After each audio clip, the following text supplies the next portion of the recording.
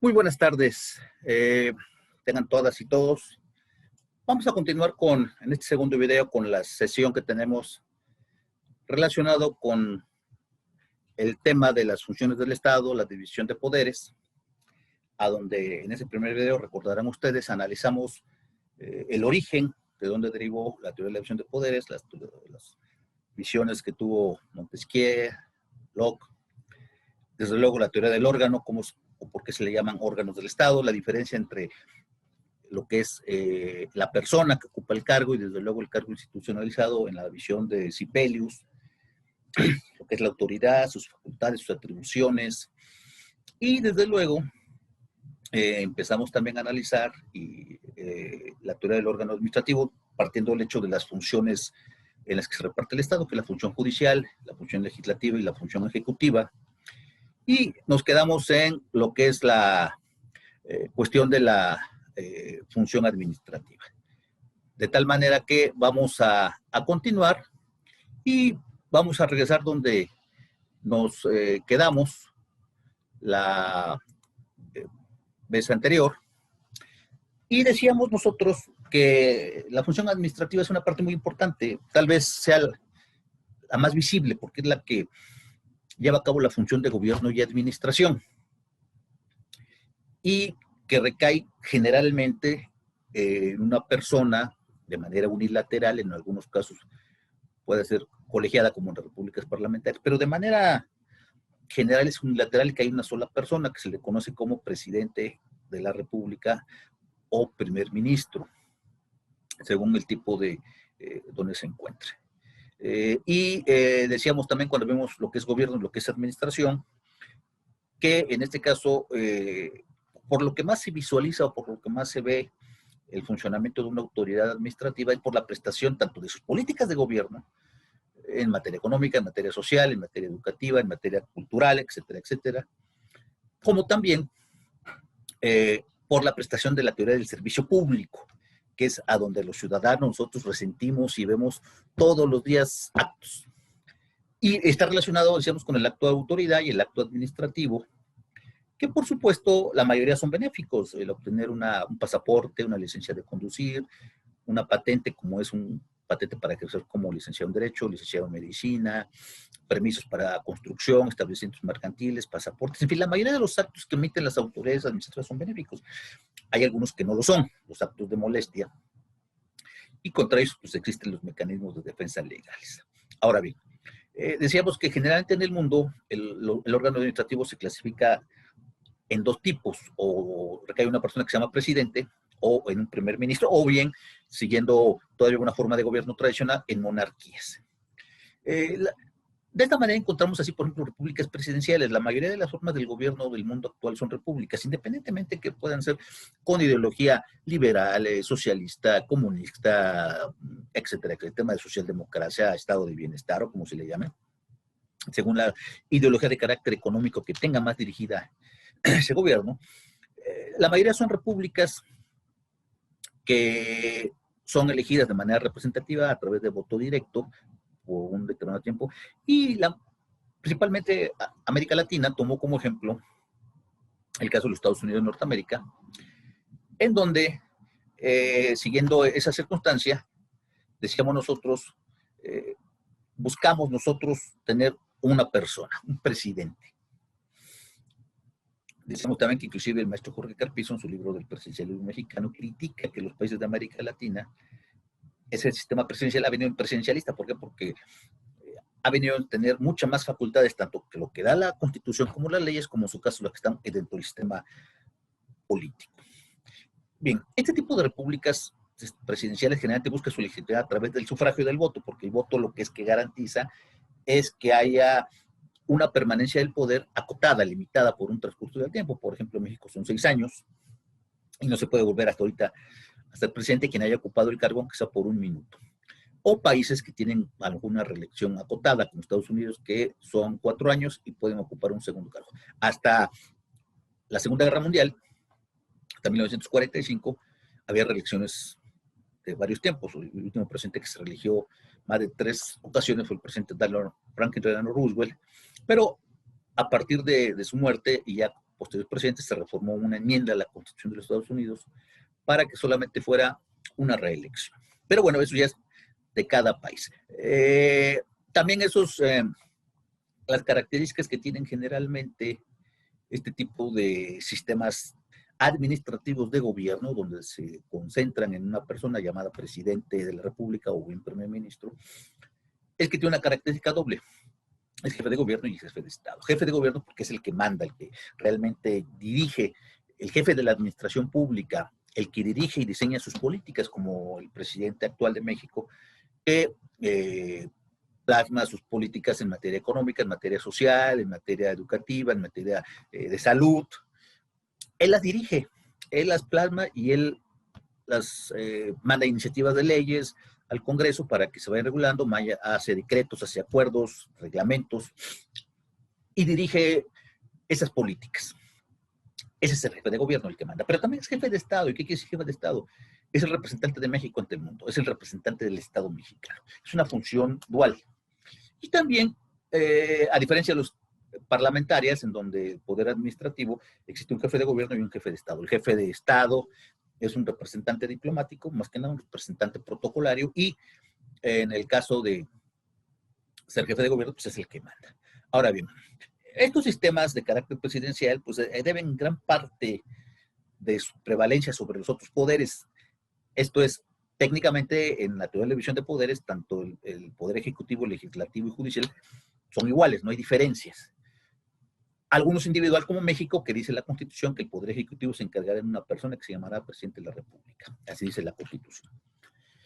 Y en el caso, digamos, de los cuerpos legislativos o los cuerpos judiciales, son colegiados, diputados, senadores, y desde luego, en el caso de los jueces, pues hay magistrados, ministros de la Suprema Corte de Justicia, existen también jueces, y bajo su orden de idea son, aunque los cargos a veces son unitarios, a veces también son colegiados. Hay salas unitarias donde hay un solo magistrado, hay salas colegiadas donde vemos 3 magistrados. Entonces, pero el Poder Ejecutivo en México es unitario, dice el artículo 89, perdón, artículo 80. Se deposita el ejercicio del Supremo Poder Ejecutivo de la Unión en un solo individuo que se denominará presidente de los Estados Unidos mexicanos. O sea, es aquí en la Constitución está que es uno solo. Y decíamos, por regla general, el sistema presidencial tiene amplias facultades. Si revisamos el artículo 89 de la Constitución, tiene amplias facultades, que ahorita vamos a ver brevemente. Pero gran parte de ese poder que tiene el presidente, tanto dentro de la Constitución como leyes ordinarias, y las que da el propio sistema político mexicano, derivan de que la mayoría de los congresos, los diputados y senadores, digamos, los miembros pertenecen al partido mayoritario del presidente. ¿Qué significa esto? Que vamos a poner el caso del actual presidente de la República. La mayoría de los diputados y senadores pertenecen al partido político del presidente.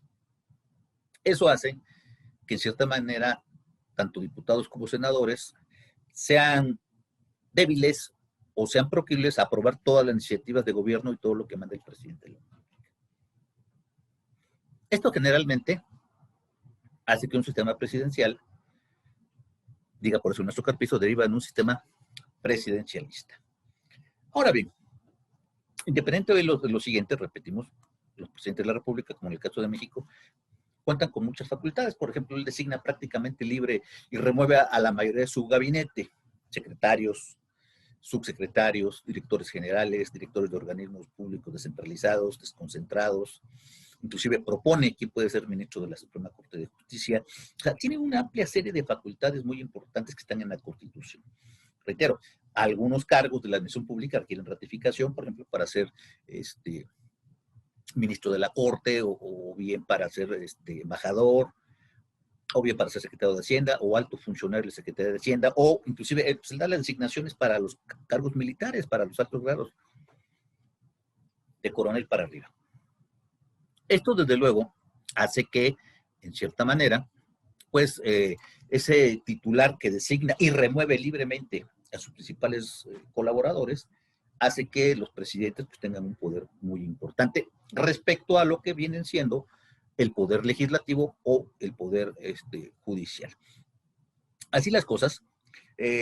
También, desde luego, decimos, en algunos cargos sí se requiere pues la aprobación de algunos servidores públicos, como por ejemplo, decíamos nosotros, ciertos cargos de la Secretaría de Hacienda, y en algunos casos, hasta antes del 2018, con una reforma, pues el Procurador General de la República era designado directamente por el Presidente de la República, o sea, el Ministerio Público de la Federación, y en el caso de las locales dependían directamente del presidente o el gobernador. Pero ya a partir de las reformas que se hicieron en años anteriores, se creó la autonomía de las fiscalías y ahora el presidente sí propone que pues el fiscal al Congreso de la Unión y en este caso al Senado de la República, si no me equivoco, y ellos son los que llevan a cabo la aprobación. Esto trae como consecuencia, eso también permite que haya participación del Poder Legislativo en la toma de decisiones de algunos cargos que por su naturaleza son importantes, que por la naturaleza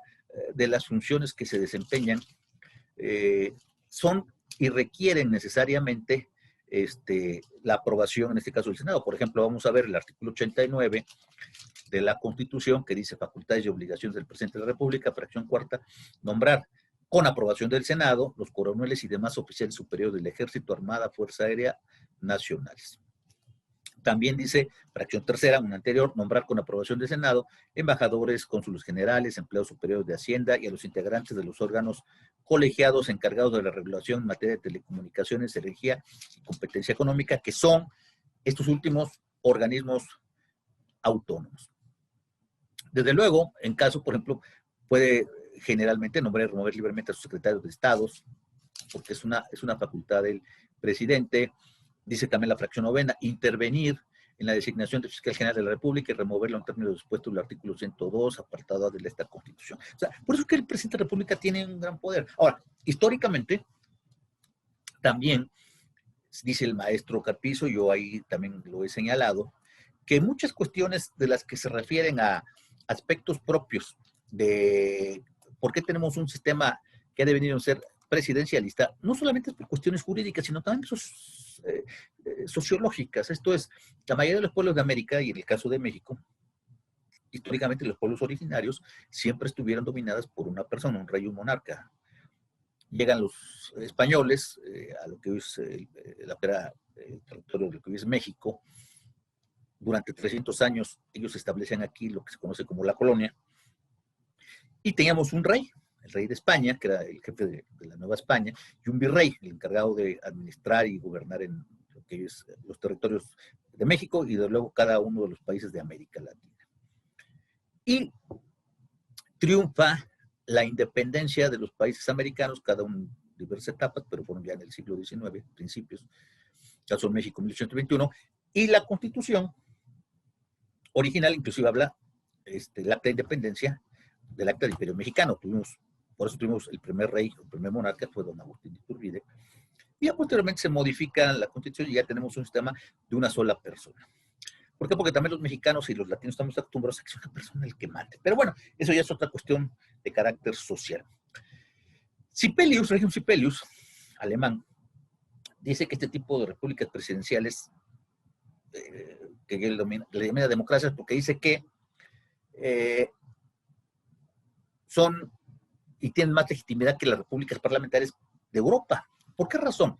Porque dice que al estar dividido la función de quién ejerce el poder, hace que haya un verdadero equilibrio de poderes. Al ser más independiente el presidente, por ejemplo, el poder legislativo, por ejemplo, en Europa, en las repúblicas parlamentarias, vamos a poner el caso de Italia, el caso de Alemania, el caso de Francia, generalmente los presidentes salen del cuerpo legislativo. O sea, son senadores o forman parte de los parlamentos o dietas o congresos. Y realmente los partidos mayoritarios, los que tienen mayoría, son los que forman gobierno. Así sucede también en Inglaterra, o sucede en España, aunque ellos son monarquías, a donde el rey reina, pero no gobierna. Quien gobierna son los primeros ministros o presidentes. En ese orden de ideas, entonces, la mayoría del gabinete, la mayoría de los funcionarios de los que son primer ministros o presidentes en repúblicas o monarquías parlamentarias, salen del propio gabinete y forman parte y son responsables políticamente ante el Congreso, cosa que en las repúblicas presidenciales no es así. Por eso quise tocar este tema muy interesante aquí, porque es un tema de la división de poderes y funciones en relación con la teoría de los pesos y contrapesos, de lo que dice Sibelius. Al estar separados en las repúblicas presidenciales como México, como Estados Unidos, como Argentina, como Brasil, el poder legislativo del ejecutivo, o sea, a que no se puede pertenecer a uno y a otro al mismo tiempo, como sí sucede en las repúblicas o monarquías parlamentarias, no se es políticamente responsable y tampoco entran en función o choque el hecho de que yo, siendo diputado o senador, a su vez también pueda formar parte de la administración pública, como sucede en esos países. Entonces, eso hace que sea más independiente. Me llama mucho la posición de Sibelius, y la comparto en ese sentido, de el señalamiento de por qué considera él que este tipo de repúblicas son democráticamente más estables. O el aspecto del tema que estamos nosotros tocando, que es el tema del equilibrio de poderes y la distribución de competencias a los órganos del Estado, tiene que ver precisamente con este tema. Y este tema tiene que ver con que hay esa separación. No hay una conjunción, como vamos a ver ahorita más adelante. Ahora bien, ¿qué es o cuál es el punto de vista también sobre el que sobreviven este tipo de repúblicas presidenciales? Sobre todo en un principio. En primer lugar, la no reelección inmediata o la no reelección ilimitada, como sucedió, por ejemplo, en Estados Unidos hasta antes de la Segunda Guerra Mundial o al término de la Segunda Guerra Mundial, y en algunos otros países de América, aunque en los últimos años ha habido algunos países en Suramérica donde, pues sí, se han dado diversas reelecciones de algunos presidentes, definitivamente, pero la regla general, y eso ha sido tal vez el éxito de México, a partir del siglo XX y a partir del movimiento social de 1910, que se fragua en la Constitución del 17, aunque aclaro, en los primeros años del México naciente moderno, de los años 20, increíblemente, esta Constitución se reformó para que un presidente que ya había sido presidente pudiera volver a ser no una, sino varias veces. Pero, pues el destino no quiso que fuera, no quiso que tomara posesión, aunque fue presidente electo, fue asesinado. Y a partir de ese momento, ha habido presidentes muy poderosos que han querido, inclusive se dice que quiso reelegirse. El presidente alemán, el presidente Luis Echeverría, el expresidente Salinas de Gortari. Pero ha habido reglas de un sistema político que decía, durante 6 años puedes hacer todo lo que quieras, pero nunca reelegirte, ni dejar tampoco a un familiar o a alguien en el puesto. Y hasta eso ha funcionado, por lo menos, en nosotros, este país, donde cada 6 años sí tenemos un cambio de presidente. Claro, también eso ocasiona que pues cada 6 años tenemos un gobierno nuevo, y lo que se hizo en años anteriores, pues el presidente llega y dice, no sirvió, y otros 6 años igual. Eso tal vez nos ha costado un poquito también el hecho de que no se haya continuidad, que es lo que decía Winston Churchill. Los verdaderos estadistas deben gobernar para el futuro, hacer políticas hacia 20 o 30 años a largo plazo. Desafortunadamente en México no ha funcionado esto, y cada 6 años modificamos la Constitución, cambiamos la Constitución, modificamos instituciones a gusto y capricho del gobernante en turno. Así las cosas. Esto es parte de lo que decíamos nosotros, permite en una circunstancia señalar que, pues bueno, las repúblicas de corte presidencial, la teoría del órgano administrativo, de la teoría de la función administrativa, se enfoca en ese tema. Por otro lado, en el mundo tenemos, a contrario censo, lo que es los sistemas parlamentarios. En contraposición a las repúblicas presidenciales, tenemos los sistemas parlamentarios, sea república o sea monarquía, sea como Francia, Italia o Alemania, o sea como Japón, o sea como Inglaterra, como España, donde hay reyes, en donde, desde luego, quien manda, quien gobierna, es el Parlamento, es el Congreso. Es como si aquí en México tuviéramos un sistema parlamentario en donde quien fuera gobierno, quien encabezaría la administración pública, quien fuera el órgano de función administrativa, salía del partido mayoritario, que en este caso es el partido en México de Morena, y de ahí salía el gobernante. Pero no es así en México. Y aunque muchos han querido tratar de decir que sería bueno poner un sistema parlamentario, mi opinión personal es que dada la idiosincrasia nacional de nosotros los mexicanos, por nuestros orígenes culturales, sociales, políticos e históricos, no somos acostumbrados a que nos gobiernen cuerpos colegiados. México es un país en el cual el individualismo es muy exitoso, lo vemos en los deportes, inclusive en donde individualmente hemos tenido grandes clavadistas, grandes nadadores, grandes boxeadores, grandes jugadores, pero a niveles de cuerpos colegiados nos cuesta mucho trabajo, a diferencia de otros países, ser exitosos.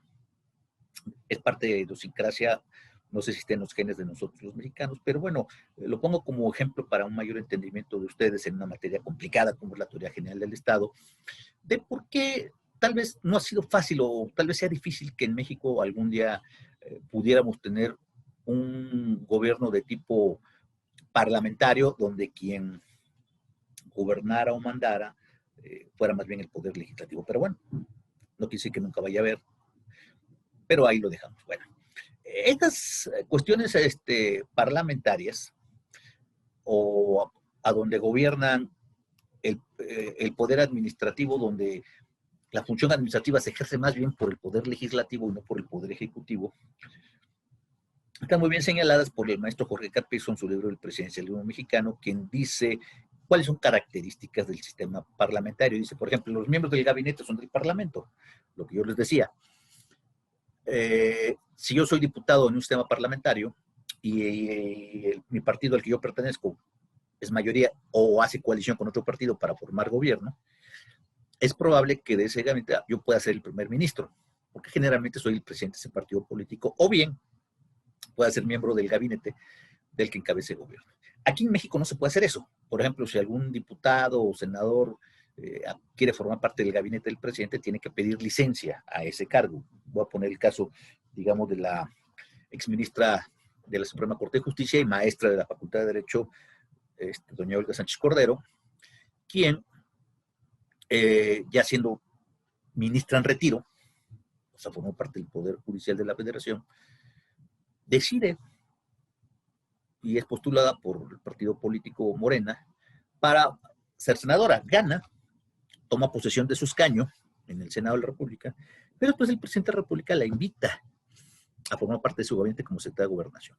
¿Eso qué significa? Que tuvo que pedir necesariamente licencia, permiso, autorización. ¿A quién? Al Senado de la República. ¿Por qué? Porque no puede ser senadora y ser miembro del gabinete, cosa que sí pasa en los gobiernos parlamentarios. Luego, el gabinete en los sistemas parlamentarios está integrado por los jefes del partido mayoritario, la coalición parlamentaria. Esto es normal. En los países donde hay sistema parlamentario, el partido que más tiene, que gana el mayor número de escaños, o sea, el mayor número de asientos de diputados, por así decirlo, es el que va a ser gobierno, ya sea con él o con las coaliciones con las que llegue a ser mayoría. El ejecutivo es doble. Hay un jefe de Estado y un jefe de gobierno. Decíamos en México, no, el presidente de la República es el jefe de Estado y el jefe de gobierno, el que manda, el que diseña las políticas, el que manda la administración pública, pero también es el representante de México, es el primer mandatario, es el representante legal, es el jefe de la nación, es inclusive el que celebra los tratados internacionales con aprobación del Senado de la República. En cambio, en esos países, en los países del sistema parlamentario, el ejecutivo es doble. Hay un jefe de Estado y un jefe de gobierno. ¿Quién manda? ¿Quién ejerce el poder? El jefe de gobierno. El jefe de gabinete y el parlamento es el primer ministro. O sea, el primer ministro, como en Inglaterra, pues bueno, generalmente no solamente es el jefe de gobierno, sino también es jefe del gabinete. Es como si aquí el presidente Obrador fuera ahorita el presidente del Senado y el presidente de Cámara de Diputados y es el presidente de la República. Eso no sucede.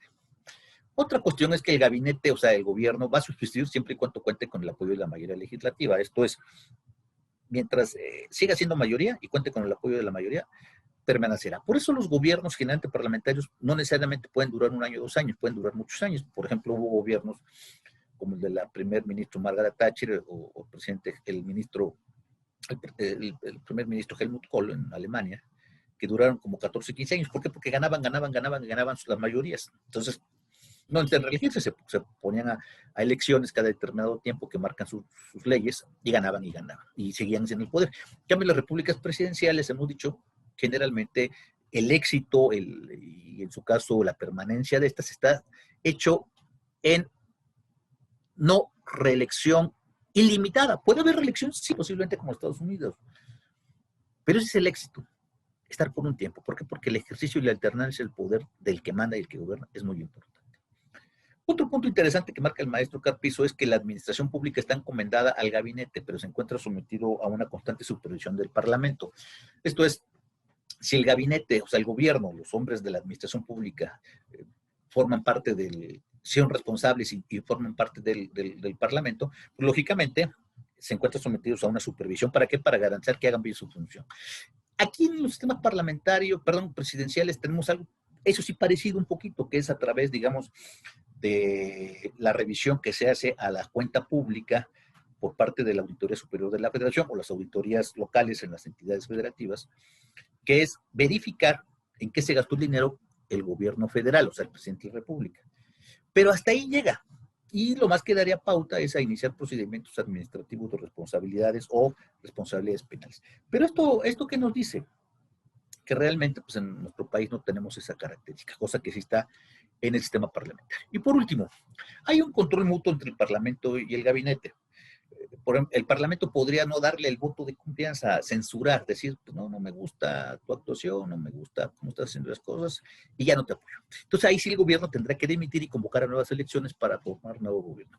Pero también en algún caso, el primer ministro o presidente, según sea el caso, el jefe de gobierno, pudiera pedirle ya sea al jefe de Estado, que en este caso, por ejemplo, en Inglaterra o España podría ser el rey, que disuelva el Parlamento y convoque elecciones. O sea, es algo mutuo que no es muy común que pase, es raro, debe pasar. Hace poco lo intentó el primer ministro Boris Johnson y no pasó. Quería disolver el Congreso, pero no pasó y bueno, algo histórico, ¿no? Pero ahí está, es una facultad que se tiene, ¿no? Entonces, para concluir, en el sistema parlamentario hallamos que el poder administrativo, la función administrativa, el órgano administrativo, el órgano ejecutivo, recae en el Parlamento. Y tiene, eso sí, un poquito más de predominancia de facultades y atribuciones sobre los demás. Sobre todo porque tiene el primer ministro o presidente, ser jefe de Estado y tener un jefe de gobierno. Y por otro lado, pues decíamos, de ahí salen los miembros. Generalmente este tipo de parlamento recibe diversos nombres, ¿no? Puede ser una Duma, una asamblea, un congreso, una dieta. Generalmente también es bicamaral y desde luego existe, como dice Sipelius, mucha dependencia entre el gobierno y el parlamento porque el parlamento controla mucho el gabinete. Y se permite la intromisión perfectamente legal, desde luego, ¿no? Y decimos nosotros, estos sistemas parlamentarios atienden mucho a la historia, la tradición y la idiosincrasia de cada nación. O sea, cada pueblo tiene su propia historia, su propia forma de ser, y entonces la cuestión de aceptar o no una república presidencial o una república de carácter parlamentaria en el ejercicio del poder administrativo, ojo, administrativo, tiene que ver mucho con la historia de cómo se conformaron las naciones históricamente. Por ejemplo, es extraño, un poco raro que Europa, habiendo sido la cuna básicamente de las monarquías más famosas de la historia, de los emperadores, casi no tenga ya monarquías, y las que tiene son de chocolate, y con medio de chocolate son porque los reyes reinan pero no gobiernan, y a veces les causan hasta más problemas hoy en la actualidad, que la historia no es como antes, que se ocultaba, hoy todo sale, y tenemos el caso de España, ¿no? Con el rey Juan Carlos, que hasta tuvo que exiliarse ahorita fuera de España por los escándalos de corrupción, o los problemas que tiene la monarquía inglesa, ¿no? De escándalos sociales y tal. Pero al final de cuentas, los países con tradiciones monárquicas como Japón o como lo es en su caso Inglaterra o España, mantienen el tener una monarquía y no una república, a pesar de que hay muchos que quieren tener repúblicas en Inglaterra y en España, porque las monarquías hicieron grandes históricamente sus países. Inglaterra fue muy grande gracias a grandes reinas, principalmente, como Isabel y otros reyes. Y en el caso de España, pues bueno, los reyes españoles, Fernando y Isabel, fueron los que apoyaron a Colón y se descubrió América, y lógicamente América pues es muy rico a Europa, principalmente Portugal y España, que se enriquecieron con todas las riquezas que llegaron de aquí de América para allá, pero a su vez pues, ellos fueron dueños del mundo. Se decía que tanto el imperio español en su momento como el inglés nunca se ponía el sol, porque en todo su territorio siempre había sol. Por eso es que el español, el castellano es un idioma que practicamos, y que los hombres de Castilla, los hombres de España, cuando llegan a América, nos traen todo. Nos traen su religión, nos traen su idioma, sus costumbres, sus comidas, pero nos trae inclusive de lo que estamos hablando ahorita, lo que es esta materia, el Estado.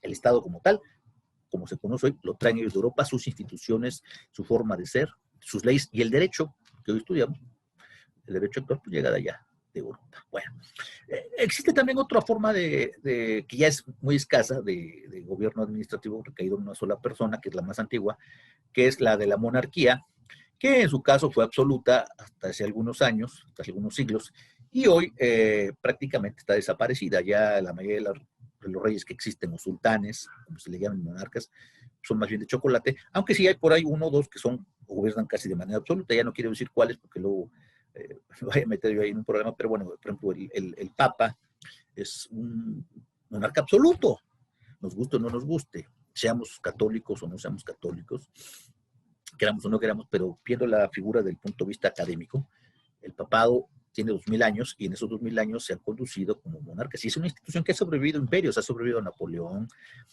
ha sobrevivido a Hitler, ha sobrevivido conquistas, imperios, y ahí está la iglesia.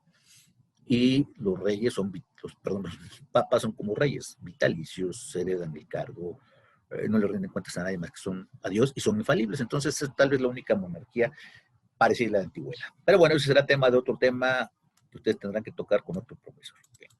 Vamos a entrar ahora sí a la teoría del órgano legislativo, habiendo acabado la teoría del órgano administrativo, que decimos es muy importante, y tal vez por la naturaleza propia de lo que se representa, el órgano, pues de mayor, no importancia, porque todos son iguales, pero que tiene más trascendencia, y se nota. Podemos no acordarnos de diputados, podemos no acordarnos de senadores, pero siempre nos vamos a acordar de quién fue presidente. Y ahorita, en el actual momento político que estamos viviendo en México, pues el presidente de la República, por ejemplo, todos los días sale a hablar, todos los días está presente en el radio, en la televisión, en las noticias, no hay un día que no esté.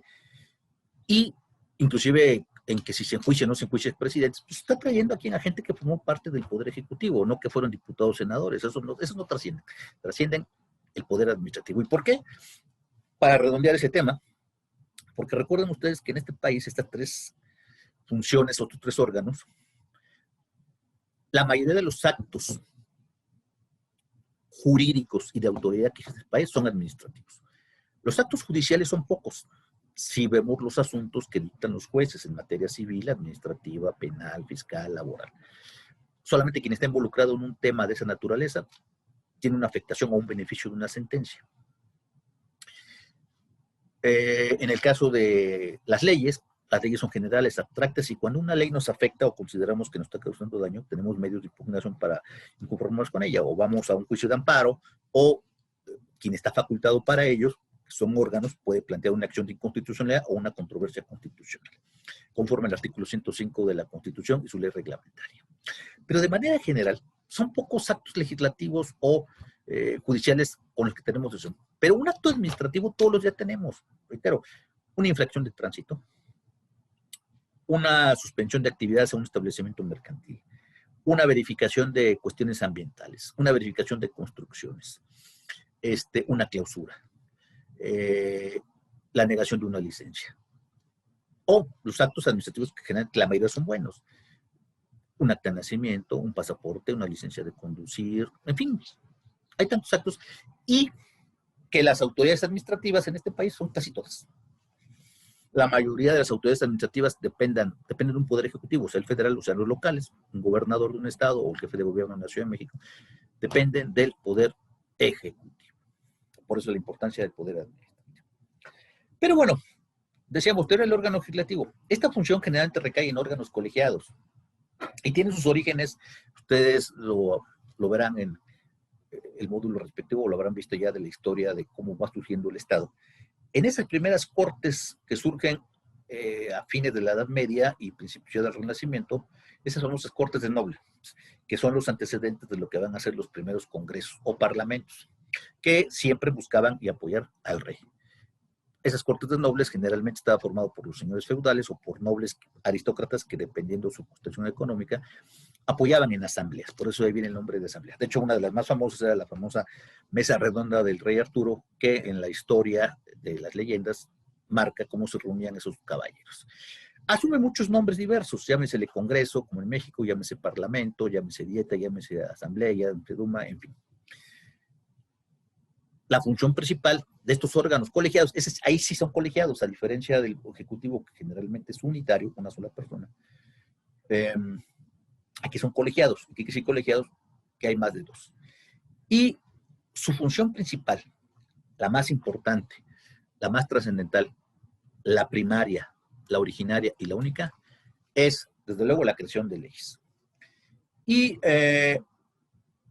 estos órganos legislativos pueden crear dos tipos de normas, a través, por ejemplo, de lo que es los procesos constituyentes del constituyente permanente, que es aquel que a través de una convocatoria para el mismo se constituye en un Congreso Constituyente, después en una asamblea proyectista y por último en una asamblea constituyente que crea la Constitución.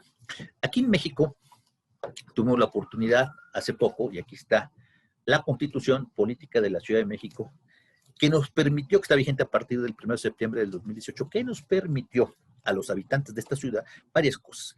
En primer lugar, ver por primera ocasión en vivo, después de mucho tiempo, un proceso de creación de una constitución. Las entidades federativas tienen sus constituciones de hace mucho tiempo, prácticamente desde que surgió la Constitución del 17 y cada entidad se dio su constitución.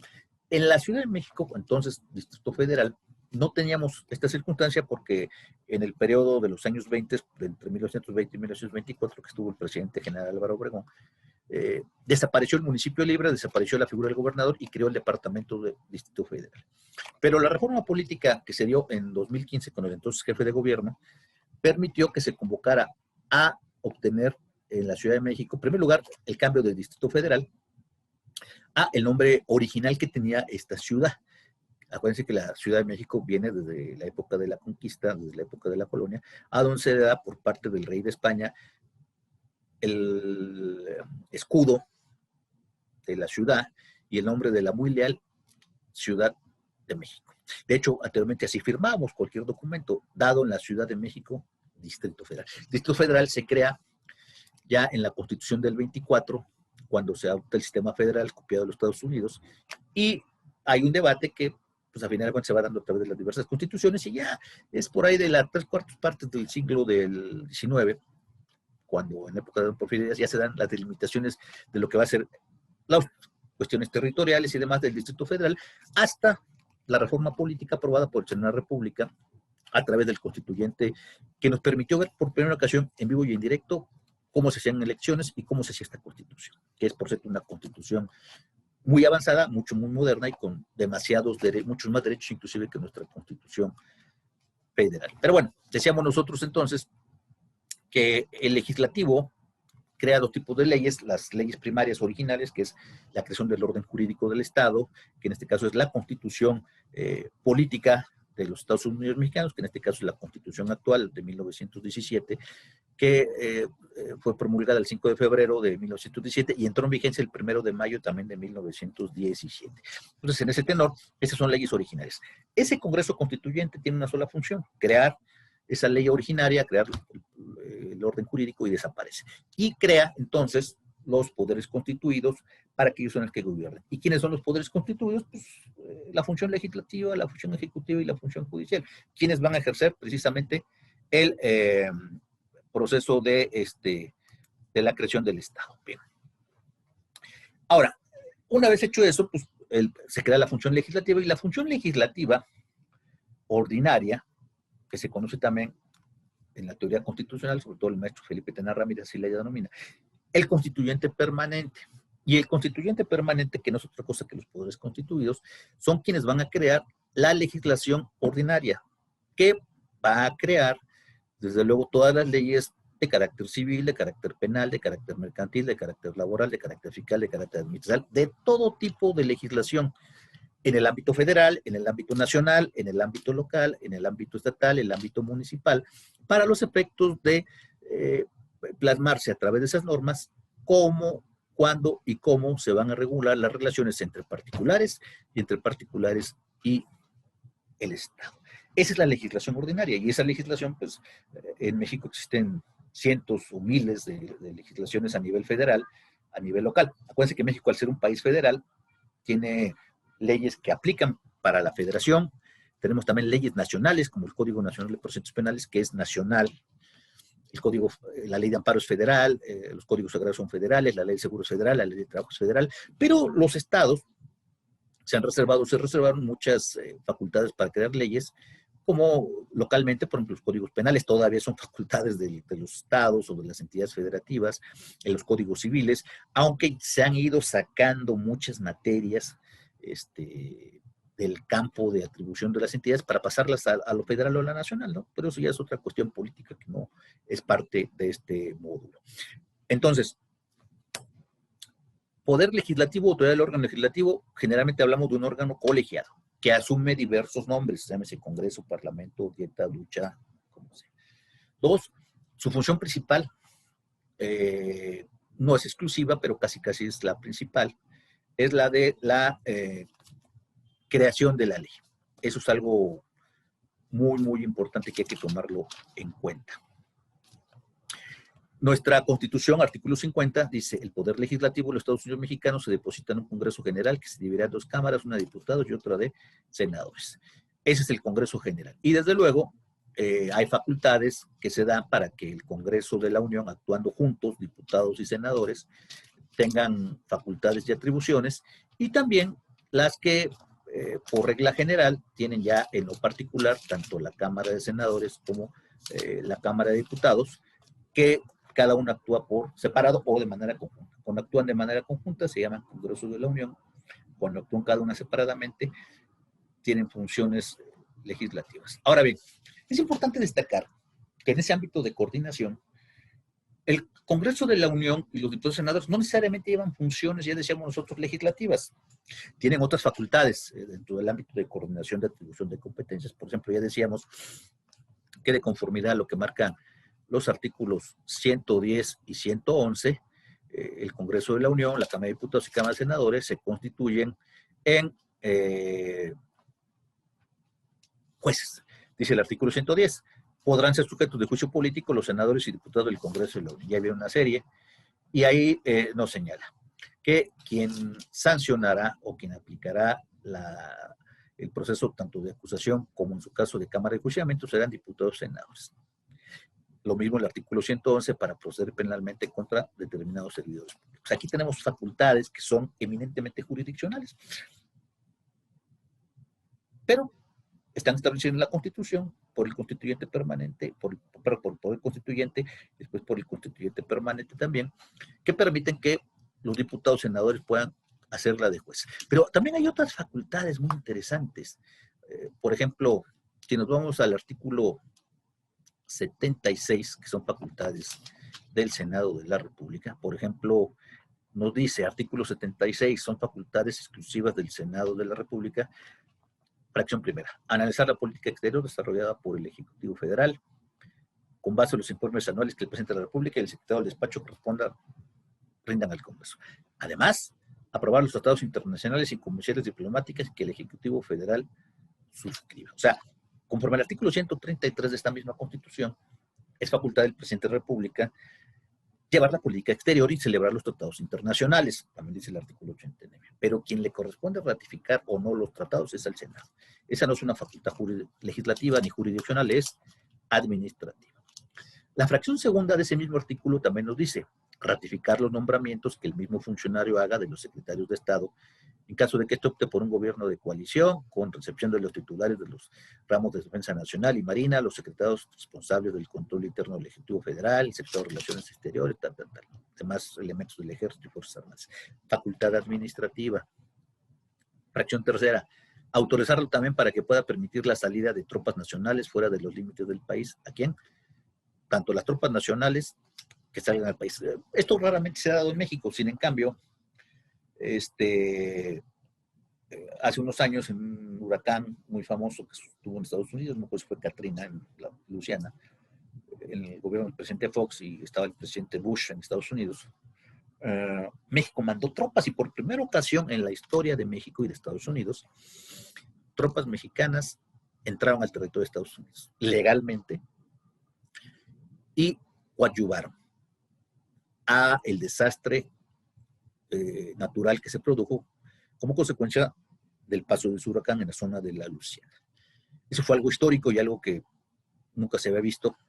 Generalmente decirnos que siempre podría haber sido al revés, que los Estados Unidos nos apoyen en casos de desastres, como ha sucedido que en muchos países cuando los sismos o alguna otra región nos apoyan con materiales o recursos, pero difícilmente han venido tropas de Estados Unidos. En cambio, en México sí pasaron por la frontera los convoyes y camiones militares mexicanos, inclusive por ahí hay una foto que conservo yo mucho, donde está el presidente Bush con un soldado mexicano de la Marina, un marino mexicano y un marino norteamericano, y esa foto habla de algo inédito, ¿no? Los mexicanos colaboramos y ayudamos a nuestros vecinos de los Estados Unidos. Entonces, pero es una facultad administrativa que da al Senado la Constitución.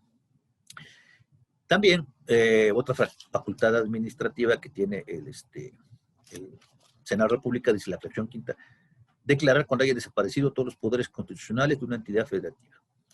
O sea, cuando hay un conflicto en una entidad federativa, por determinadas circunstancias, el Senado puede declarar desaparecido y, en su caso, nombrar un gobernador provisional y después que se designe a quien será el sustituto a una terna que proponga el presidente de la República, o bien, en su caso, llamar a una convocatoria para elecciones. Esa también es una facultad administrativa y nadie no está legislando ni está juzgando. Sin embargo, por ejemplo, decíamos nosotros, la fracción séptima de este artículo 76, relacionado con el 110 y el 111, le da al Senado una facultad de juez.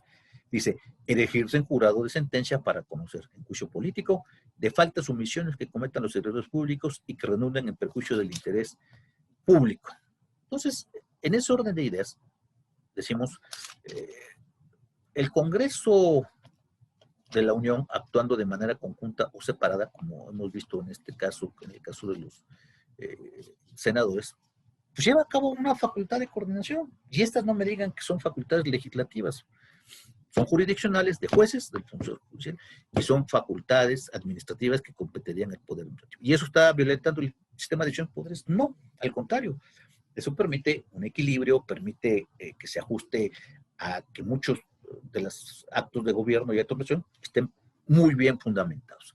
Y, por ejemplo, en el caso del artículo 74, que son facultades exclusivas, dice, son facultades exclusivas de la Cámara de Diputados, vamos a ver, por ejemplo, la fracción tercera, ratificar el nombramiento que el presidente de la República haga del secretario del ramo en materia de Hacienda.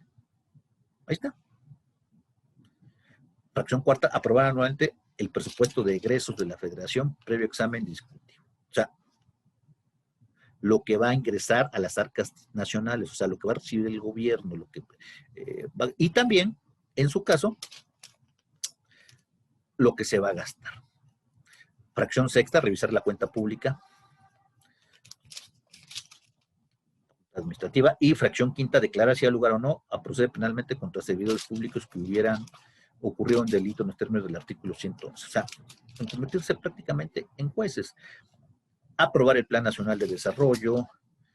En fin, muchas facultades administrativas que tiene la función legislativa. Entonces decimos, hablando de la teoría del órgano legislativo, su función principal como órgano colegiado es creación de leyes. Su función principal como órgano colegiado es lo que le permite la Constitución, el poder constituyente de su facultad más amplia, que es la creación de leyes.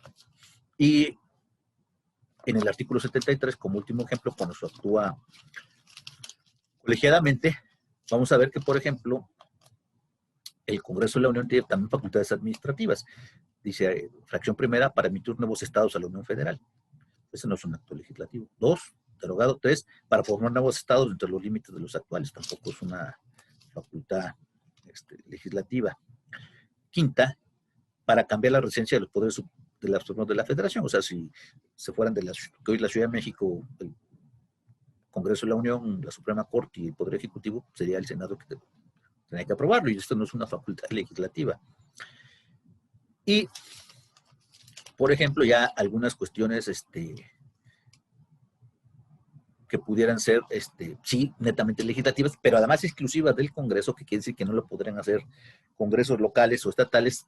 Vamos a ver la fracción 10. Para legislar en toda la República sobre hidrocarburos, minería, sustancias químicas, explosivos, pirotecnia, industria cinematográfica, comercio, juegos con apuestas y sorteos, intervención, servicios financieros y energía eléctrica y nuclear. Y para expedir la ley del trabajo reglamentada del artículo 123. ¿Qué significa esto? Que si ahorita se le quiere crear un impuesto a la gasolina por parte del Congreso de la Ciudad de México, pues sería inconstitucional, que eso es facultad del Congreso de la Unión. Y es ahí también encontramos el por qué, por ejemplo, la materia del comercio y la materia del trabajo son facultad del Congreso de la Unión y no son facultades de los congresos estatales. De ahí que exista un solo código de comercio, que por cierto es la única legislación que sobrevive de la etapa de Porfirio Díaz. Ya muy modificado, ya muy con muchas materias que ya se fueron sacando para crear leyes propias, exclusivas y distintas en materia de sociedades mercantiles, en materia de ley de títulos y operaciones de crédito, en derecho marítimo, que ya han ido saliendo. Código de comercio realmente es muy poco lo que queda, pero si no lo sabían, desde ahorita lo saben para cuando tomen derecho mercantil, le digan a su maestro. Ya sabemos que actualmente, espero que no sé si siga vigente, pero yo creo que sí, el Código de Comercio es la única legislación vigente de la época de Porfirio Díaz. Y es facultad del Congreso de la Unión. En esa época que había Porfirio Díaz, ¿por qué es facultad del Congreso de la Unión? Porque en 1876 desaparece el Senado de la República de la Constitución y queda solamente el Congreso, que estaba formado, pues, lógicamente, por los diputados. No había, y el constituyente del 17, pues lo retoma también, y entonces facultad. Y la Ley Federal del Trabajo, que también no hay leyes locales, es una ley federal. Ha habido propuestas y siempre se ha querido discutir y señalar que debería de haber legislaciones. De hecho, cuando se creó la Constitución de la Ciudad de México, viendo yo los debates, recuerdo que el entonces diputado constituyente, don Porfirio Muñoz Ledo, quería que se legislara una ley de trabajo para la Ciudad de México y que se pusiera en la Constitución de la Ciudad de México, que tenía su propia legislación además. Y le dijeron, diputado, pues no, es una materia federal y además corresponde al Congreso de la Unión. Para eso no tenemos facultad y lo tuvieron que sacar. Entonces, recapitulando un poquito, vemos cómo desde el punto de vista de la cuestión legislativa, el aspecto que tiene que ver con cuestiones de las facultades principales que lleva a cabo el órgano legislativo son creación de leyes, ¿sí?, originarias, cuando es un poder constituyente, que se crea el orden jurídico, en este caso la Constitución, y las posteriores leyes ordinarias en todas las materias que encontramos, materia civil, mercantil, familiar, laboral, administrativo, fiscal, penal, que corresponden a el poder legislativo, que ya dijimos, el poder ejecutivo puede también legislar a través de los reglamentos. Y desde luego ya vimos que el Congreso de la Unión, actuando en colegiada o separadamente, diputados, senadores, tiene facultades jurisdiccionales. Caso del juicio político, acción de procedencia. Pero tiene unas innumerables facultades administrativas que son propias o parecerían propias del poder administrativo, pero que, bueno, se le conceden por parte del constituyente permanente. Y eso violenta lo que dice el artículo 49 de la Constitución, que dice lo siguiente: el supremo poder de la Federación se divide para su jurisdicción legislativo, ejecutivo y judicial. No podrán reunirse dos o más de estos poderes en una sola persona o corporación, ni depositarse el legislativo en un individuo, salvo el caso de facultades extraordinarias al Ejecutivo de la Unión, conforme a dispuesto en el artículo 29. En ningún otro caso, salvo lo dispuesto en el segundo párrafo del 131, se otorgarán facultades extraordinarias para legislar. ¿O estaría violentando la Constitución? No. ¿El que los jueces y diputados juzguen? No. ¿El que los senadores y diputados juzguen? No. ¿El que los senadores y diputados lleven facultades administrativas? No. ¿Por qué? Porque es voluntad del pueblo, en el poder constituyente, darse el orden jurídico que él desee. Si el constituyente del 17 hubiera dicho, somos una monarquía, somos una monarquía. Si la voluntad del pueblo, que son los constituyentes, hubiera dicho, somos una república, parlamentaria, hubiéramos una república parlamentaria. Si la voluntad del constituyente hubiera sido crear una sola cámara de senados y diputados, se crea. Repito, en el siglo XIX, si no recuerdo, en 1876, desaparece en el Senado y no pasó nada. No pasó nada que cuando el constituyente del 17 toma como referencia el proyecto para la constitución que se iba a crear, toma modelo del 57 y en muchos casos es casi igual, idéntica, hasta con errores, que después de muchos años, casi 80 o más años, se vinieron a corregir. No trascendían tanto, pero a final de cuentas se tomaron. Entonces, estos son los puntos esenciales. Ahora bien, nuestro director del seminario, el maestro Garita, en la enciclopedia jurídica que editó la Facultad de Derecho, dice que la función legislativa se puede resumir de la siguiente manera.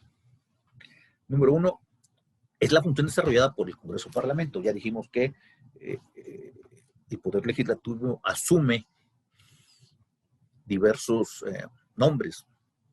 Se le puede llamar según el país, Asamblea, Parlamento, Dieta, Congreso, Duma,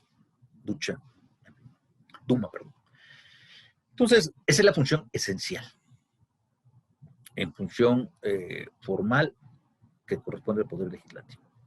Dice, en nuestro sistema mexicano es el órgano que ejerce realmente esa función, es el Congreso de la Unión y la legislatura de los estados. Esto es,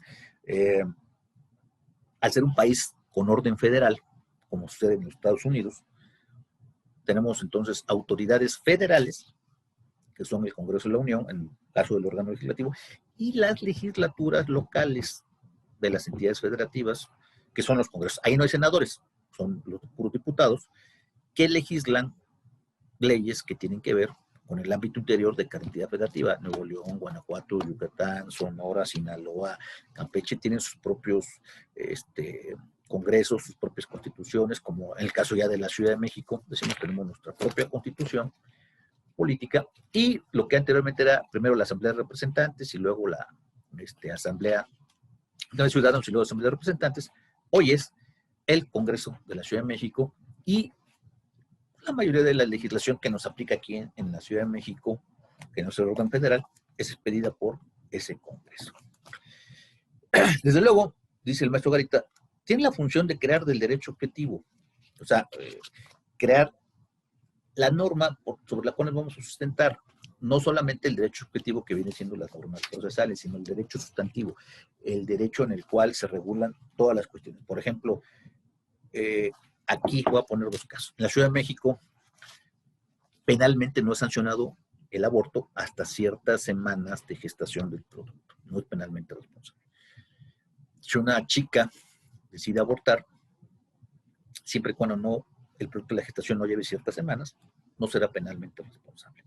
En cambio, si nos vamos a los dos estados que colindan con la Ciudad de México, que es Morelos y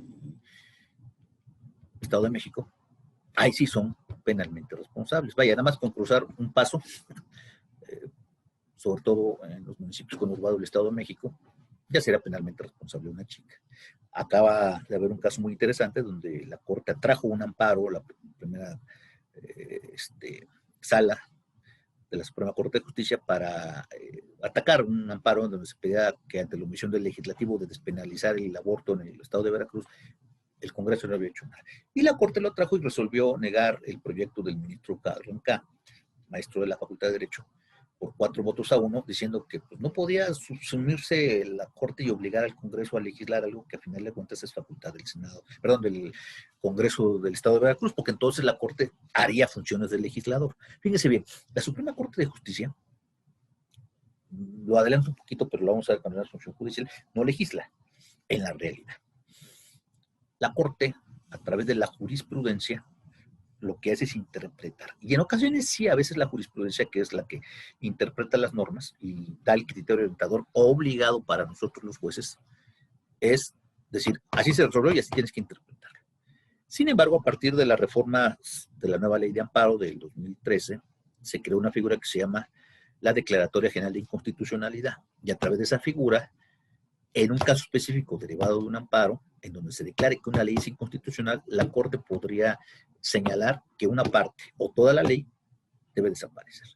ahí le indicaría a la Cámara de Diputados, o a la Cámara de Senadores, o al Congreso, o a la legislatura que fuera la que creó esa norma para que modifique o cambie. Si llegado el momento, ese Congreso local, o la Cámara de Diputados, o la Cámara de Senadores, o el Congreso de la Unión, son omisos, ahí sí la Corte declararía inconstitucional, desaparecería y se ordenaría que se creara, estaría prácticamente ordenando otra ley. Pero es un caso muy específico y prácticamente no se ha dado en nuestro país. ¿Por qué razón? Porque los efectos de la sentencia del amparo en cuanto a leyes y en cuanto a general cualquier amparo que se dé es que los efectos nada más benefician o perjudican al que interpuso el amparo. Pero aquí una declaratoria de una ley es algo muy novedoso que no rompe con el principio de la fórmula Otero, que ustedes van a conocer con el amparo, que dice que los efectos de la relatividad de las sentencias afectan o benefician al quejoso.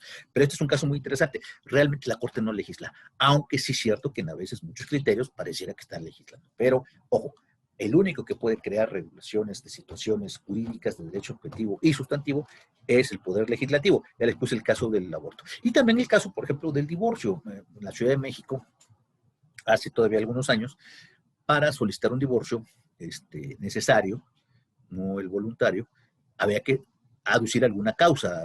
Había un artículo en el Código Civil donde señalaban las causales por las que una persona, un cónyuge, podía ir ante un juez y demandar en un litigio la disolución del divorcio, ya fuera sociedad conyugal o bien de separación de bienes. Pero había que fundamentar y probar, conforme a la carga de la prueba, qué causa X. Hace ya algunos años se decretó que eso no era necesario y se hizo el divorcio incausado. Incausa, ¿qué quiere decir? No hace falta ninguna justificante, simplemente yo vengo, presento mi demanda y le digo, señor juez, me casé tal año con tal persona, aquí está mi acta de matrimonio, nos casamos bajo este régimen de matrimonio o sociedad conyugal o separación de bienes, pero es mi voluntad a por terminado y quiero que usted lo termine. Ya no necesito alegar ninguna causa ni probar pruebas. Pues recibe la demanda, admite y prácticamente nos divorciamos. El problema viene ya después, dependiendo del régimen que hemos quedado, en ver cómo se dividen los bienes de la sociedad conyugal o bien la separación de bienes. Eso no en todos los estados existe.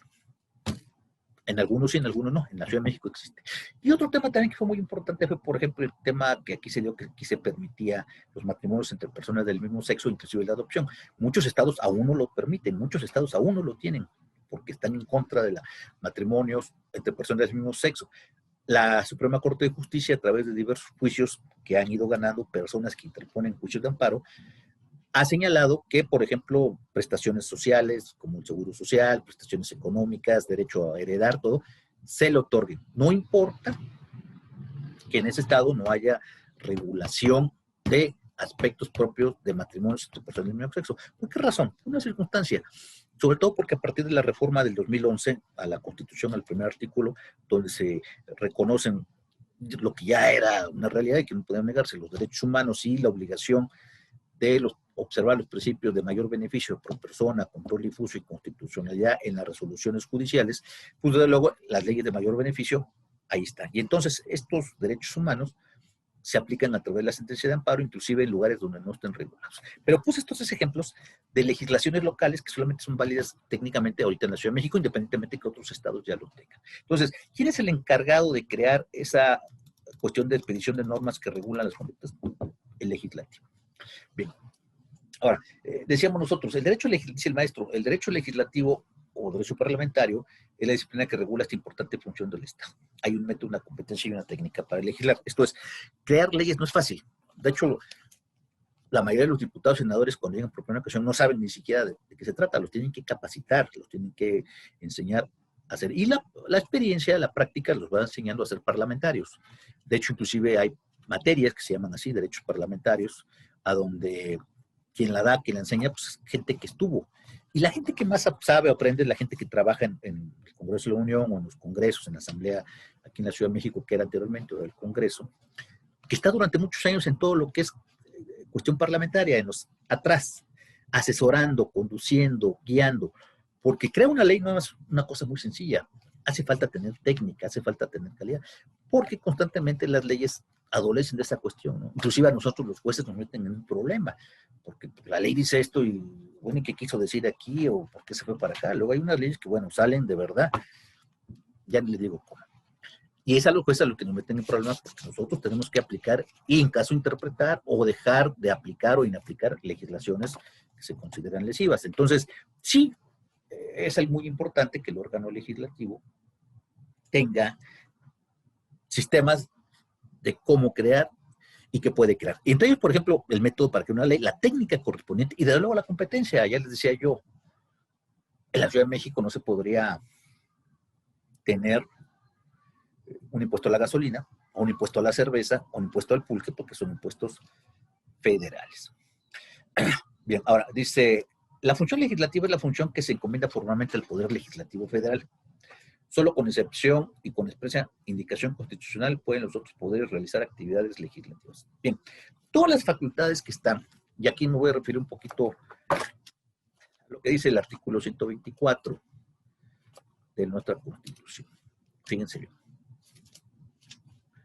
Artículo 124 dice, las facultades que no están expresamente concedidas por esta Constitución a los funcionarios federales se entienden reservadas a los estados o a la Ciudad de México en los ámbitos de sus respectivas competencias. ¿Qué significa esto? ¿Qué pueden hacer los estados desde el punto de vista legislativo o sus ejecutivos locales? Primero tienen que ver la Constitución. ¿Qué es lo que el Estado federal se reserva para sí? Por ejemplo, el Congreso de la Unión, ya decíamos, legislar en hidrocarburos, materia del trabajo, materia mercantil, cervezas, tal. Y me voy todavía un poquito más. Vamos a regresarnos al artículo 73. Vámonos a la fracción 29. Artículo 73. Es facultad exclusiva del Congreso de la Unión. Fracción 29. Para establecer contribuciones, o sea, impuestos. 1. Sobre el comercio exterior. 2. Sobre el aprovechamiento y explotación de los recursos naturales comprendidos en los párrafos 4 y 5 del artículo 27. 3. Sobre instituciones de crédito y sociedades de seguros. 4. Sobre servicios públicos concesionados o explotados directamente por la Federación. Y 5. Los especiales sobre energía eléctrica, producción y consumo de tabaco labrado, gasolina y otros productos derivados del petróleo, cerillas, fósforos, aguamiel y productos de fermentación del pulque, explotación forestal, producción y consumo de la cerveza. O sea, todos estos impuestos, independientemente de todos los demás que se legislan aquí, el impuesto sobre la renta, el impuesto sobre el IVA, impuestos sobre especiales que son regulados en leyes fiscales federales, el Código Fiscal, son competencia del gobierno federal, del Congreso de la Unión. ¿Esto qué quiere decir? Que los congresos estatales se encuentran muy limitados para establecer contribuciones. Por ejemplo, a nivel local, hay contribuciones que se dejan a las entidades federativas, como la Ciudad de México, por ejemplo, el impuesto al agua, las contribuciones de agua, o las contribuciones del predio, o contribuciones en servicios hoteleros o empresariales, que es de donde más recursos obtienen las entidades federativas, sobre todo el impuesto predial. Entonces, bajo ese tenor, la cuestión de la competencia que marca el constituyente permanente, tanto a delimitar qué le corresponde y qué no le corresponde, digamos, a las entidades federativas en materia de Congreso, pues tiene que ver con que primero hay que irse a la Constitución. Primero hay que irse a ver qué es lo que se puede hacer y qué es lo que no se puede hacer por los legisladores locales. Bien. El acto típico, dice el maestro, de la función legislativa es la ley, que puede definirse como una manifestación de la voluntad que tiene por finalidad producir una situación jurídica general. El producto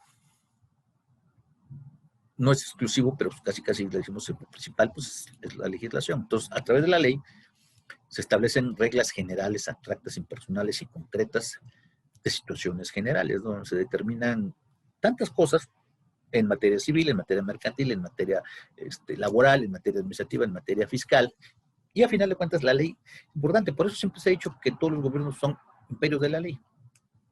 El Congreso lo hace, el Ejecutivo lo aplica, y quien la vigila que se cumpla y observe en caso de una controversia es el Poder Judicial. También dice el maestro que la función legislativa comprende dos, que ya hemos visto, la constituyente y la ordinaria, y decíamos, la constituyente es la que crea el orden jurídico, la que crea la Constitución, la que crea el orden legal, decíamos, la Constitución del 7, o la más reciente, que pudimos verla prácticamente todos en vivo y en directo, que es la Constitución de la Ciudad de México, y la legislación ordinaria, que es el Código Civil, el Código Penal, el Código Nacional de Procedimientos Penales, la ley del INE, la ley del IFE, toda la ley que se crea, es legislación ordinaria, hecha a nivel federal, a nivel nacional o a nivel local y estatal. Y bueno, el maestro señala también los actos administrativos que materialmente realiza el Poder Legislativo, están señalados en la Constitución. Ya señalamos muchos. Aprobación de nombramientos, aprobación de tratados internacionales, creación de nuevos estados, destitución de gobernadores, desaparición de poder central, aprobación de cuenta pública, aprobación de presupuesto de lo que gasta, de lo que le entra al gobierno, lo que va a generar por contribuciones directas, indirectas, o sea, lo que el gobierno recibe, porque el gobierno no genera nada. Ustedes han de saber que el gobierno no genera nada. El gobierno no produce riqueza, la riqueza lo producimos nosotros, los ciudadanos, los comerciantes, los industriales, los banqueros, los artesanos, los boleros, los vendedores de periódicos, todos ellos son los que generan riqueza. Pero el Estado cobra por todo eso un impuesto. El impuesto sobre la renta, el impuesto sobre producción, el impuesto sobre el turismo, todo nos cobra impuestos. Los estados viven de eso, el Estado no genera nada. Entonces, lógicamente, es presupuesto de egreso, un acto administrativo, como también el de ingresos, o sea, lo que se va a gastar. A ver, si yo calculo recibir un peso, ¿cómo lo voy a gastar? Y de que, en primer lugar, ¿cómo lo voy a obtener? ¿De dónde lo voy a obtener? Y después, ¿cómo me lo voy a gastar? Que esa es la parte importante. Entonces, esos son actos administrativos que ya dijimos están plenamente establecidos en la Constitución. O sea, no hay una cuestión que se desaparezca. Y yo le agregaría aquí nada más para complementar lo del maestro Garita, lo que ya hemos visto también reiteradamente, que es el aspecto jurisdiccional. La facultad que tiene la, el poder legislativo de juzgar en casos específicos a nivel federal nada más, contra servidores públicos. A nivel local sí también está la cuestión de la acción de procedencia, juicio político, se tiene más prácticamente a nivel federal, aunque las constituciones también lo establecen y siguen juicios políticos locales en sus constituciones, que son sus cámaras de diputados, pero es una función jurisdiccional. Bien. Espero que haya quedado entendido este aspecto que tiene que ver con la función legislativa, que es una parte muy importante.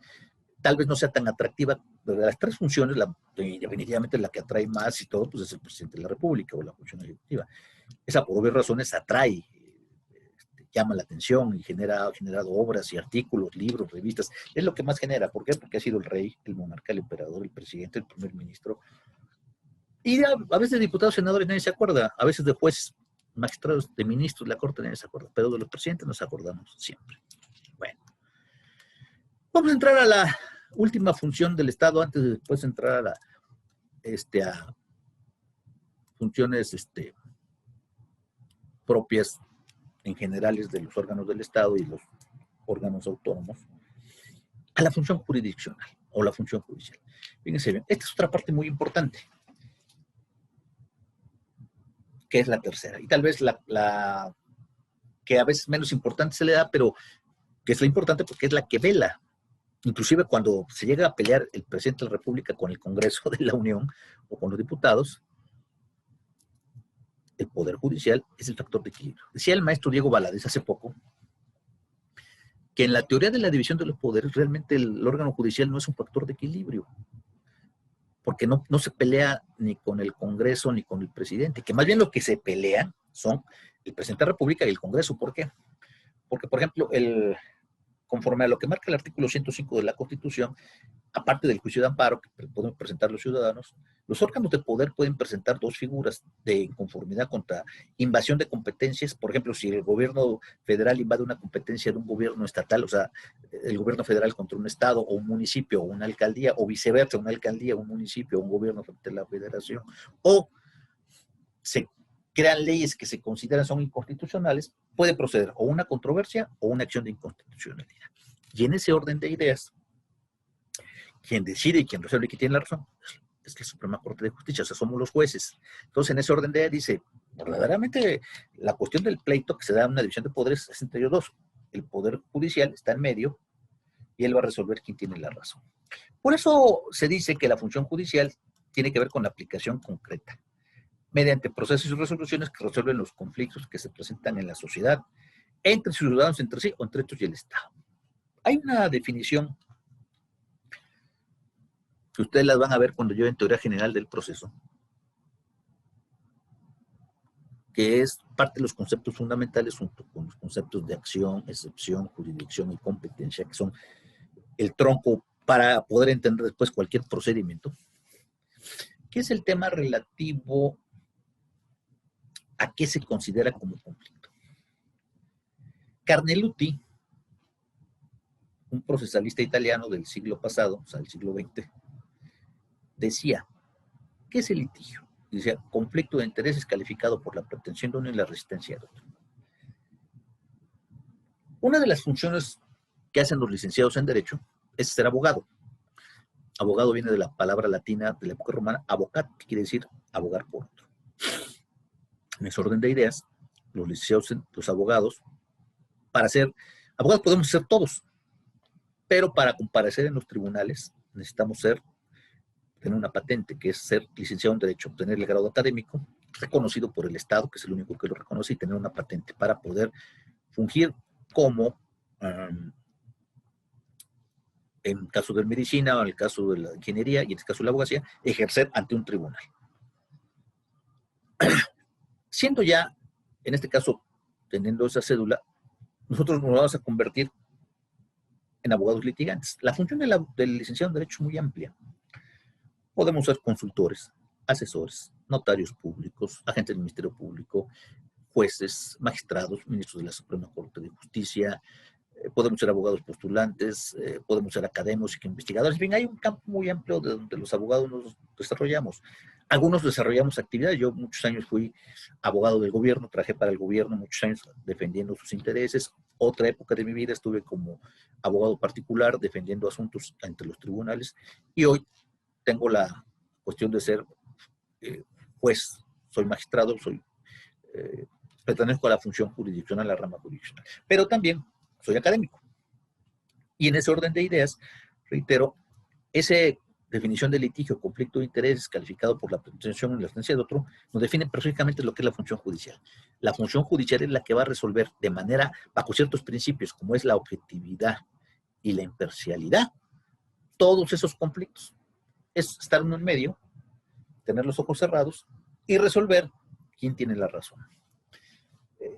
Desafortunadamente siempre se ha dicho, y se dice a veces con mucha razón, la cuestión de la justicia. Aplicamos justicia, no, los jueces no aplicamos justicia, aplicamos el derecho. Y el derecho positivo vigente puede ser justo o injusto, ese es otro problema. Nosotros aplicamos lo que dice la ley. Ahora sí la Constitución nos permite, a través del control difuso, y en su caso la Corte, a través del principio de control constitucional, dejar de aplicar o desaplicar ciertas normas si esas pudieran ser inclusive injustas. O bien, en su caso, aplicar leyes de mayor beneficio a nosotros a través del principio por persona. Pero realmente lo que hacemos los jueces es aplicar la norma, es decir, el derecho. Y en ocasiones sí, muchas ocasiones aplicamos derecho y justicia. Yo recuerdo que en alguna ocasión, muchos de los casos que yo he resuelto aquí, inclusive decía, apliqué el derecho, pero también la justicia, porque realmente la persona tenía la razón. Era un asunto viejo, en donde cuando llego yo aquí, viene una persona y me dice, oiga, magistrado, tal. Le digo, me deja ver su expediente, porque es un expediente ya antiguo. Lo mando a pedir, un tomo muy grande, lo estudio, y le digo a uno de mis secretarios, oye, señora tiene razón, estoy de acuerdo en ese sentido, un incidente, y ordené esto y lo otro. La autoridad ni chistó, ese asunto ya estaba muerto, ni chistó. Tardó para cumplirse, ¿cierto? Porque era reinstalar y pagar mucho dinero. Y con el paso del tiempo se logró. Pero fue un asunto donde dije, apliqué el derecho, y el derecho, la ley nos dice a quién le corresponde, a A o a B. Puede ser justo o injusto, pero así se aplica. Pero además apliqué justicia, y justicia quiere decir, yo supe que tenía la razón. Entonces, la función judicial tiene que ver cuando la función, que yo le llamaría más bien jurisdiccional, más que judicial, pero por respeto a la Constitución, así se le dice, es la función que se lleva a cabo por parte de los órganos encargados de la impartición y aplicación de la justicia, en este caso del derecho, tanto a nivel federal como a nivel estatal, porque existe el Poder Judicial Federal, que está contemplado también en la Constitución. Vamos a ver, en este caso es el artículo 94. Dice el artículo 94 de la Constitución: se deposita el ejercicio del Poder Judicial de la Federación en una Suprema Corte de Justicia, en un tribunal electoral, en tribunales colegiados y unitarios de circuito y en juzgados de distrito.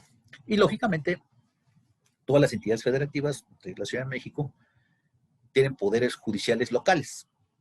Y existen tribunales, que insisto, no estamos adscritos ni al Poder Judicial local ni al Poder Judicial federal, pero somos tribunales que hacemos función jurisdiccional. A veces impartimos justicia, decimos el derecho igual que ellos, que son los tribunales agrarios, en su caso los tribunales del trabajo, y desde luego, nosotros, los tribunales administrativos y fiscales, que quiero decirles brevemente que posiblemente nunca ustedes en lo personal, no como abogados, ni como litigantes, ni defensores o acusadores, lleven un asunto civil, un mercantil, un penal, pero los actos administrativos es cuando uno se pelea contra el gobierno. Esos son los únicos tribunales en el país y en el mundo donde generalmente en el 98% de los casos el demandado es el gobierno, la autoridad administrativa. El presidente, el secretario de Estado, el jefe de gobierno, el delegado, todos los actos, el de la Conagua, el sistema de aguas, el policía.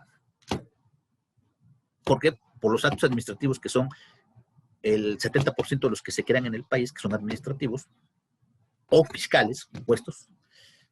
Y entonces, tal vez algún día siempre tengamos que ver un asunto aquí desde una infracción, una multa de tránsito, un problema del predio, el problema del agua, el impuesto de los impuestos.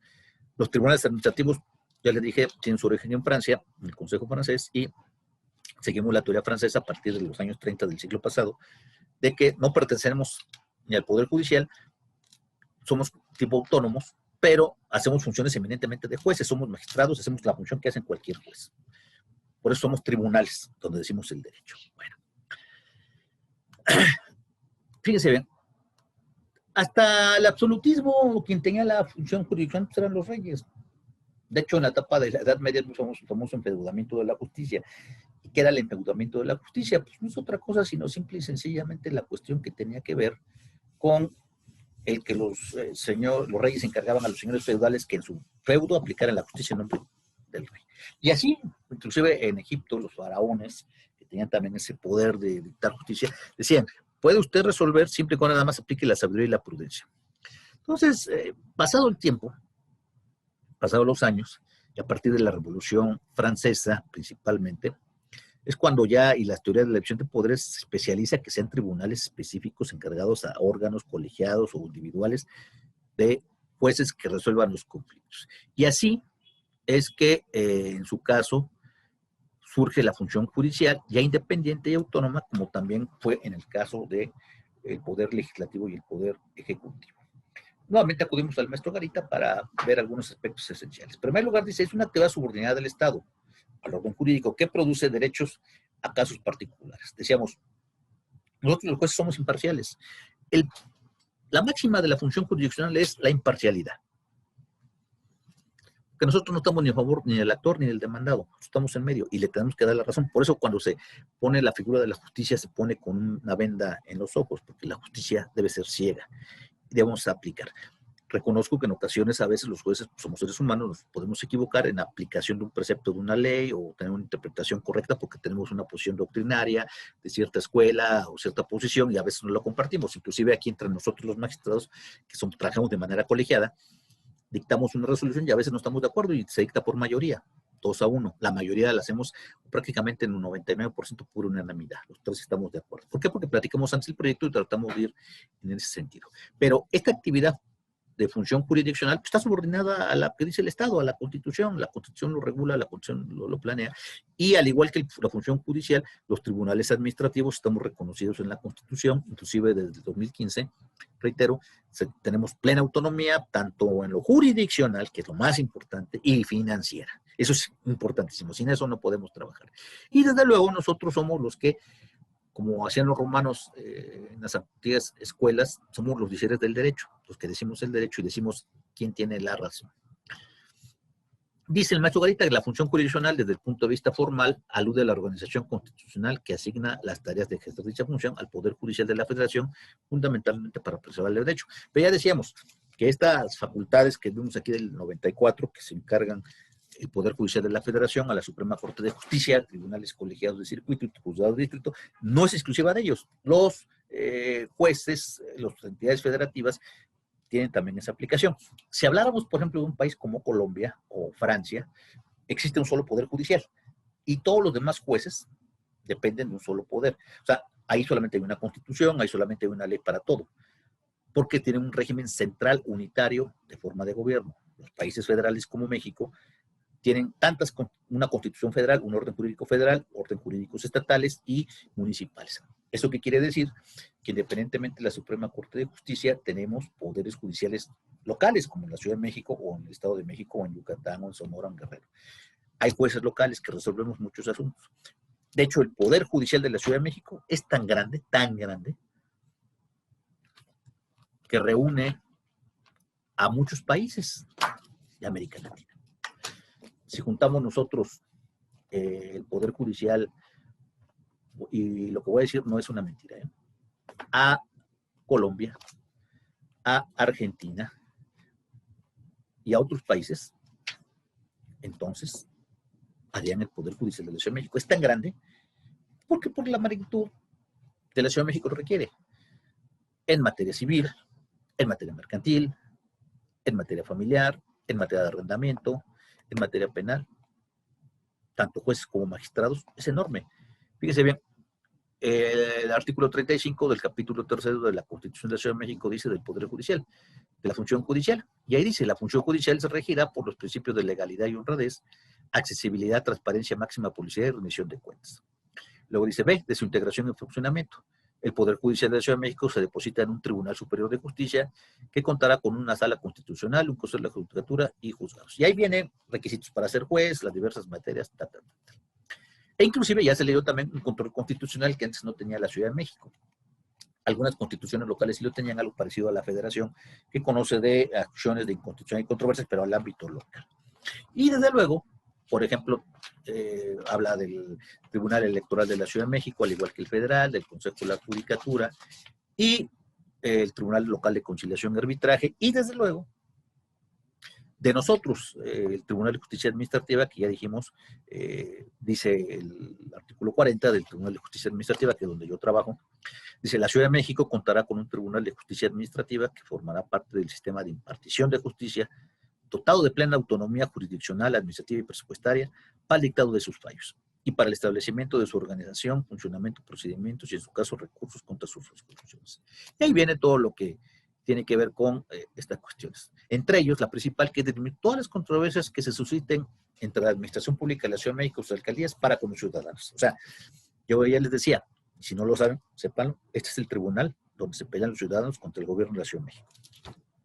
A nivel federal, nuestros homólogos, el Tribunal Federal de Justicia Administrativa, hace lo mismo, pero con el gobierno federal. Lógicamente su competencia es más amplia. ¿Por qué? Porque ahí ven cuestiones de no de mayor trascendencia, pero sí de mayor amplitud por la materia del gobierno federal.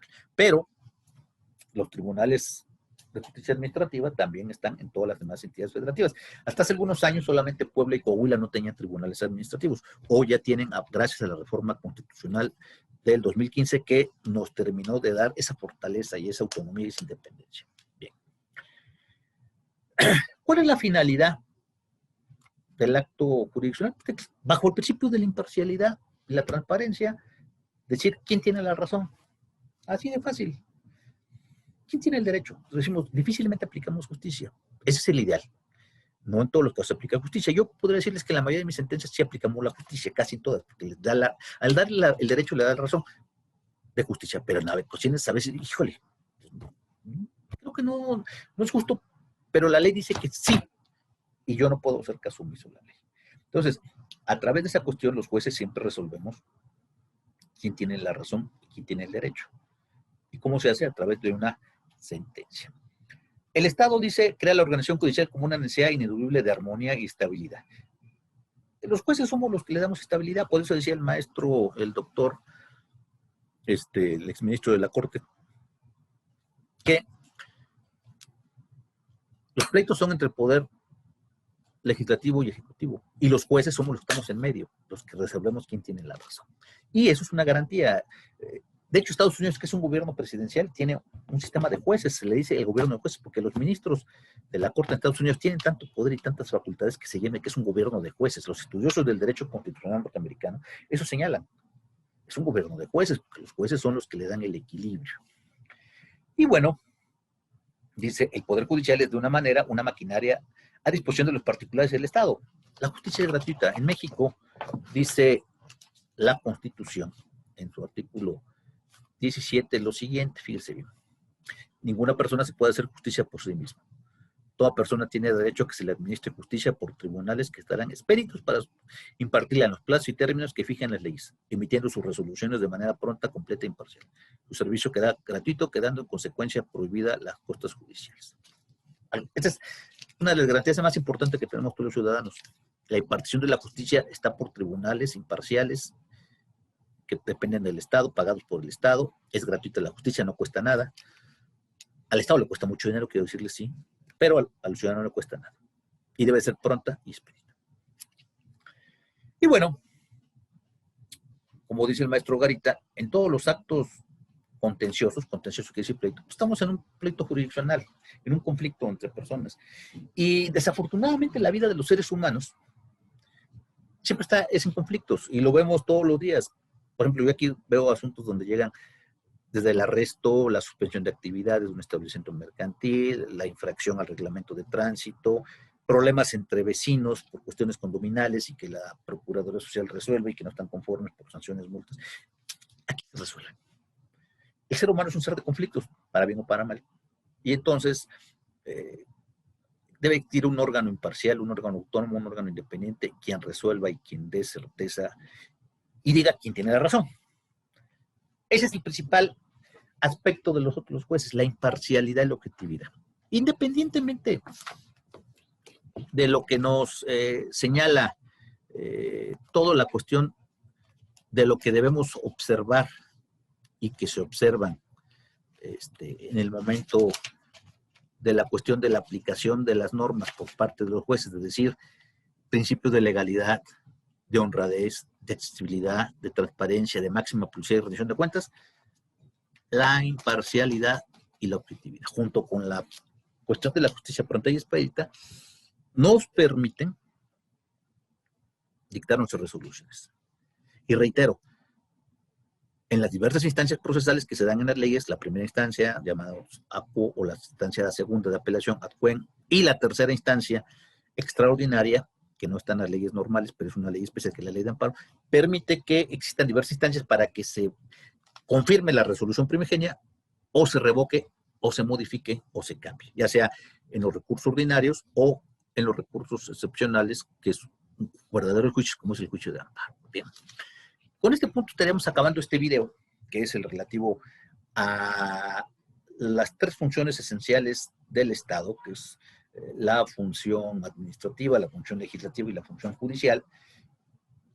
Haciendo un pequeño resumen, diríamos que, siguiendo la teoría de la división de poderes y nuestra teoría, estamos en un sistema de coordinación, un sistema completamente de coordinación entre ambos, sobre todo entre el legislativo y el ejecutivo. Y el judicial, que está en medio, resolviendo los conflictos o entre ellos dos, o entre los particulares, entre ellos contra particulares, que es muy común, divorcios, arrendamientos, problemas de pago de deudas, créditos familiares, laborales o penales, y los que se dan en contra de particulares contra el Estado. O, en algunos casos, cuando también el Estado, en ese 2%, puede iniciar un juicio de acción pública o un juicio de lesividad para que se revoquen ciertos actos administrativos que son propios de la naturaleza del derecho administrativo. Tendremos presente otro video último para terminar de ver parte de las funciones del Estado y lo que son los órganos autónomos constitucionales, que es una figura muy importante, que además ahorita está en mucho cuestionamiento porque pues, al actual presidente no le gustan este tipo de órganos autónomos, que pues están establecidos en la Constitución y son perfectamente válidos. La Comisión Nacional de Derechos Humanos, el INE, el INAI, la Comisión Reguladora de Energía, de competencias y demás, pues que al final el Banco de México, que son organismos que para bien o para mal están ahí, los creó el constituyente permanente, y vienen a ser, digamos, como que un cuarto poder o una cuarta función, que son autónomos en cuanto a que no están adscritos a ninguno de estos tres poderes, pero que reciben el presupuesto del Estado. Entonces, de cierta manera, no están tampoco independientes de la cuestión presupuestal.